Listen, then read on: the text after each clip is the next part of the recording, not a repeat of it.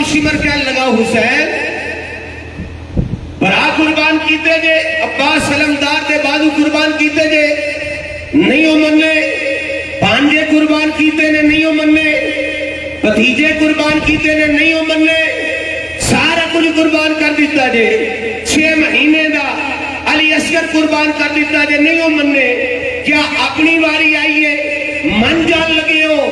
تو سنو آقا حسین نے کی فرمایا، فرمایا سمرا پیچھے ہو، میں نو رب دی بارگاہ میں سجدہ کر لیں دے، سمرا پیچھے ہو جا، میں نو رب دی بارگاہ میں نماز ادا کر لیں دے، سجدہ ادا کر لیں دے۔ پھر آقا حسین نے ان سجدے وچ سے رکھیا ہے۔ ذرا ماحول بناؤ، بولو سبحان اللہ۔ ذرا عالم تصورات میں جاؤ نہ میدان کربلا، پھر تو انو گل دی سمجھ آوے گی، سرور آوے گا۔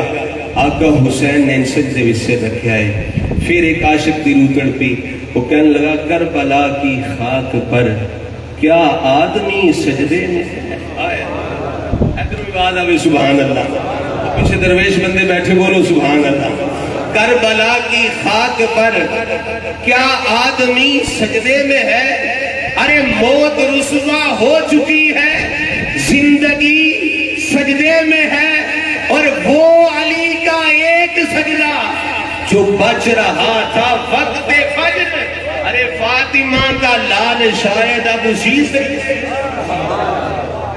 وہ علی کا ایک سجدہ، وہ علی کا ایک سجدہ، وہ علی کا ایک سجدہ جو بچ رہا تھا وقت فجر، ارے فاطمہ کا لال شاید اب اسی سجدے میں۔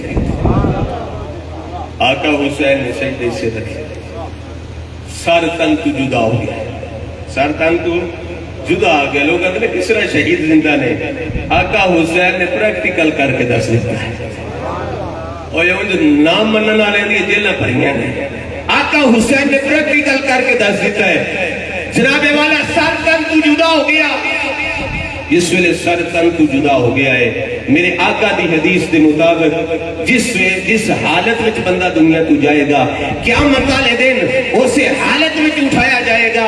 آقا حسین سجدے دی حالت میں گئے نے، یار بڑیاں بڑیاں نمازاں پڑھیاں نے، پر فاطمہ دے لال تو قربان جاواں 1400